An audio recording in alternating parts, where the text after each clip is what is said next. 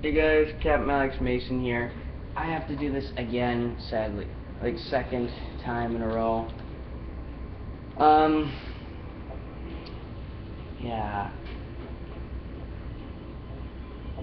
So basically what I'm going to be showing you is some things that happened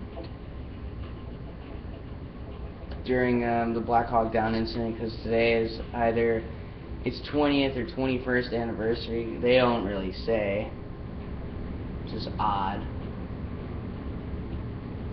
I am going to get a couple of weapons out of the way first, so that way I can tell you which ones were somewhat used.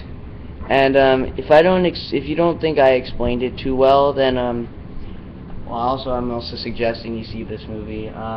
Black Hawk Down is on Netflix Instant Queue, so if you guys have like Netflix set up on your Nintendo, your PlayStation, or your Xbox, wherever it's available, you should definitely set it up. Like, definitely watch the movie. I mean, first you gotta okay it with your parents and stuff, because I don't want you guys to all get in trouble because of something I said.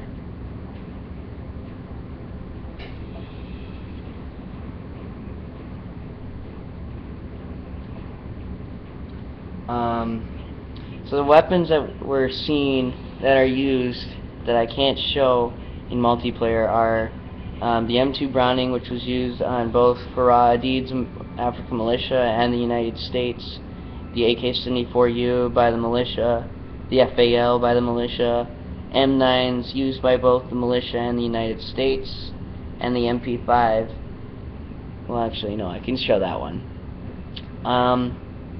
The other weapons, though, for the United States side, there is the M249 SAW, which is a COD 4 LMG. The M72 Law, which is that rocket launcher from Black Ops 1. And the M1911. But now I'm going to go to the actual spot. It took place in Mogadishu. It was the Battle of Mogadishu. The overall helicopters that we had in that entire mission we had 8 Defender 500s, or 8 Little Birds, if you guys know what that is, 8 UH-60 Blackhawks, and 9 Humvees, and 6 M113 APCs. Of course, I don't know, because sometimes numbers do change. Don't ask me why they changed, they just changed. Okay, I didn't tell you to fire yet. So, there was a whole civil war going on at the time, and basically, Mohammed Farah Aidid, who was the leader of the militia, he used like blockades to starve the other warring clans for power. So he basically wasn't allowing any of the people to actually get food. So and the Red Cross went in, but they were being attacked, so they had to send in Marines, and after a while they backed off from the Marines. But then it happens again when they leave because they're done doing their part. Mohammed Farah Aidid declared war on the United States Armed Forces, and we at the time had a base at the Mogadishu International Airport, which was like right outside Bukhara. It was like, geographically speaking, since we're on like the coastline here, it would be like, alright, see there? It'd be like this way. It'd be south of my spot. This is the Bukhara market, which was strictly owned by his militia.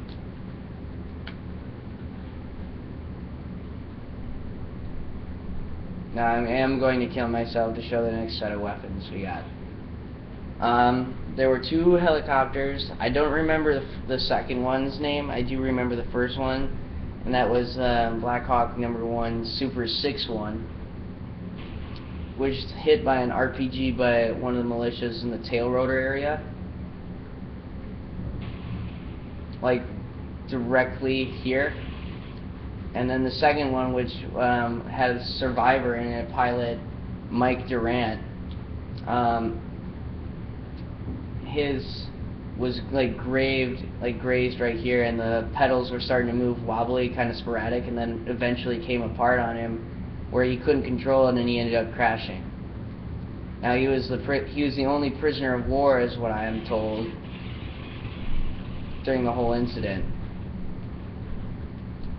And Mike Durant's helicopter actually did get support from 2 Delta snipers who put their lives on the line for this man, because they noticed that he was still alive. But the first crash, they actually had a Delta unit guy step right out of his vehicle and was like pretty much like right here, firing his M4 at the African militia. Now I am going to change teams here to represent the Delta team.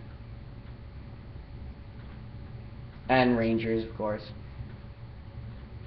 There is an M16A4, but I didn't grab it.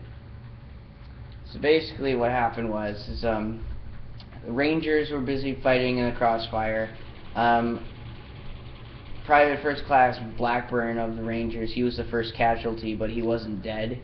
One of the helicopters, which was carrying troops to drop down into the Bukhara market, noticed an RPG about to be fired on him, so he took evasive action, and at that time Blackburn was about ready to rope down, and he lost his grip and fell out of the helicopter.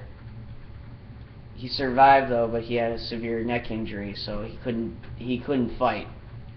And one of the guys in the Humvees, he was the first person to die in the entire battle. Tactical insertions were used there, or strobe grenades, which were used to mark enemy positions. Pretty much like it was mostly like somewhat in this area. This is where the big firefight was, and what he had to do was he actually put it on the roof, but since they don't have a roof up here that I can get on, I have to put the tactical insertion there. But it didn't look like that. It looked more like the tactical insertion in Black Ops 1.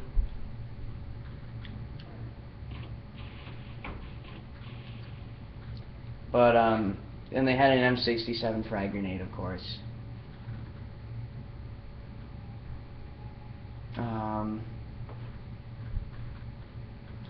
Shoot, what was I going for? Alright, I'm going to do this one next. So, the Delta snipers I told you about, they put their lives on the line for Mike Durant, who was the only survivor of his helicopter. He's over here. I'm just going to use this one as an example. They had one guy who was armed with an MK14, and they were staying right here while they put Mike Durant with his MP5, like probably it would be somewhere around here, but again, this isn't quite the same layout as, this is more like Super 6-1's chopper, not the one that he was in. I think it was 6-8 something, I don't remember what it was, Super 6-8 or different call sign, but they kept going until they ran out of bullets, and holding off the militia, and they did this, and they were told that you do realize that we don't know when the convoy will get there to help you. He's like, we understand, we'll do what we can to save this guy. So they went in, the M14 ran out of ammo, that guy still had some rounds in his M4A1, but he died after giving this person who had the MK14 a pistol mag, because he ran out. He was shot here, so he took his weapon and came over here, basically gave it to Mike to cover them because he ran out of MP5 ammo. And after a while, some militia units got too close, shot this person like at least 7 times in the chest, and stripped him of his uniform. That is what disgusts me. The fact that, I mean, sure, you guys may be bad guys, but you know what, you don't have to act evil. Okay? Of course, there was this. This was used mostly in the sky, basically. You know, when the helicopters crashed, these things were beyond usable. let me get out here. They had this particular radio, and then they used C4 for when the actual units got to their location. They would have to, when they got to each helicopter, they had to blow it up because, you know, it's something you can't just keep. You can't just let it sit there because then the militia might want to try and use it for parts and stuff. And what some of these militiamen did was they would drag the corpses of the United States soldiers all across the streets, and it was disrespectful. Killing a person is one thing, but then shooting them 7 to 8 times in the chest, then stripping them of their uniform, then dragging them all around like they're a trophy it's not necessary. It's completely disgusting that they do that.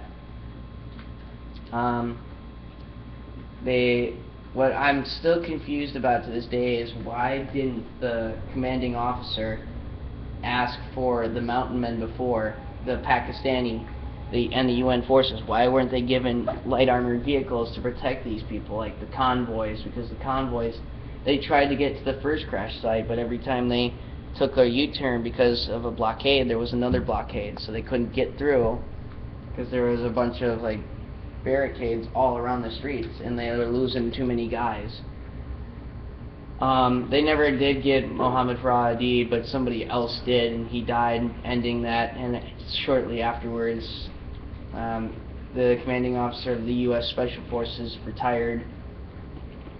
I'm not going to give it too much away. You should pretty much like see the movie to really get it. There was a couple of other things.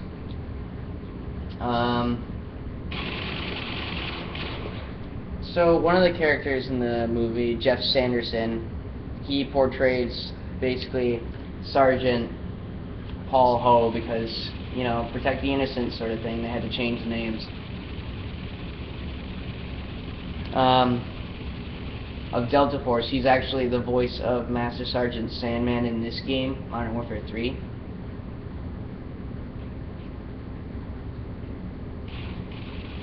And you'll know who he is if you've heard his voice before, but I'm just going to give you an example of his quote from the movie. What the fuck are you doing, Sergeant? He's like, I'm doing my job. That's what. Now we need to get to that crash site. And we need to get there now. You need to keep up. Sir, don't you order me, Sergeant.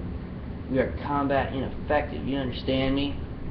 That person who was like the captain, he was the Captain Steele. And his name still remained the same. But some of these people's names were changed because of what they did afterwards, or because they wanted to be protected. Like, I know one of them was charged for something horrible. Like, it wasn't, well, I guess it was horrible, but it's not like horrible where you murdered somebody. But his daughter did have to go through a lot of therapy, and that's all I'm going to leave it at. And I'm pretty sure if you searched all of that stuff, it'll show you. There were 18 killed in action of U.S. troops, and there were some wounded, I think. I think I have the numbers written somewhere. Yeah, 160 soldiers went in, 18 were killed in action, 73 were wounded, 1 was captured, and that was Mike Durant. And I highly suggest you watch the movie Black Hawk Down on your PS3 or anything like that, because that's also another event that we never want to forget. Especially, like, regardless if we were not, if you feel like it had no business going in there, okay, I don't care. You still need to know this, because this is something that a lot of our American men had to sacrifice just to save a couple of people. I will point out, the guy who did the soundtrack for the movie is Hans Zimmer, who made the Modern Warfare 2 soundtrack. It makes a lot of good movie/video game soundtracks. So, yeah, if my speech didn't make you motivated enough to see it, then hopefully the soundtrack composer did, or his name. Anyway, I'm Captain Alex Mason. I'll be doing some videos again shortly, and I will see you guys next time.